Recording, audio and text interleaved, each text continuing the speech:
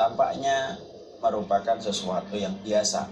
Tapi tahukah kita bahwasanya waktu merupakan bagian pembeda antara orang yang diridhai oleh Allah dan tak diridhai oleh Allah. Orang yang diridhai oleh Allah selalu disibukkan waktunya di dalam ketaatan dan ibadah semenjak bangun tidur sampai dia menutup mata pada malam harinya.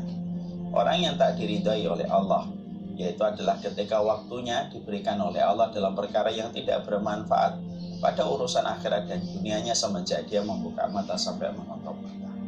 Inilah yang menjadikan kita memahami sesungguhnya waktu merupakan bagian penting dalam kehidupan orang yang beriman.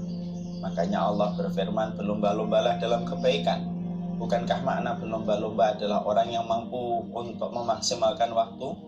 Bukankah pemenang nomor 1 pada perlombaan F1 itu adalah mereka yang paling hemat waktunya ketika menyelesaikan lap dan putaran?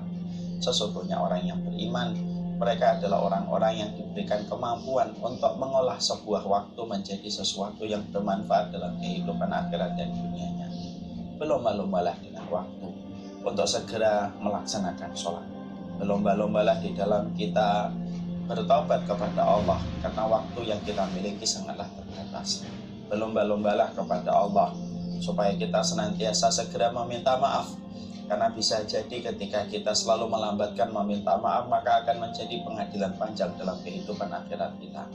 Berlomba-lombalah di dalam waktu ketika kita harus mengembalikan barang, harus pula ketika menikahkan anak-anak kita dan menguburkan jenazah yang kita cintai, karena sesungguhnya waktu merupakan bagian besar yang harusnya kita senantiasa memandangnya dengan keseriusan, karena agungnya masalah waktu di hadapan orang yang beriman.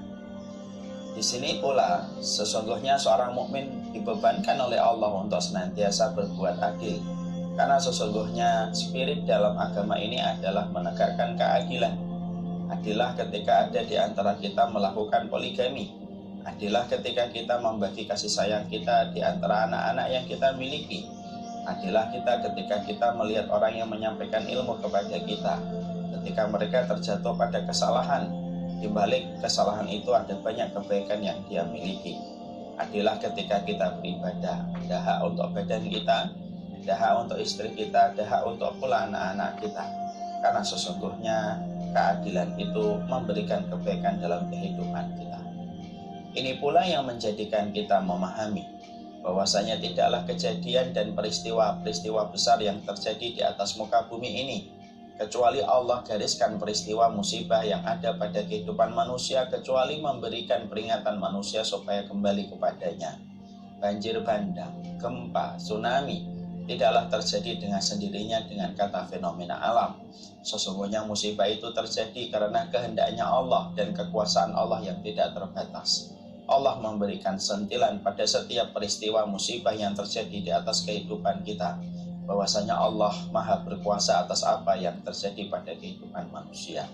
Semoga kita tidak sekuler ketika kita melihat kejadian dan musibah alam tanpa kita kaitkan peristiwa itu kepada Allah.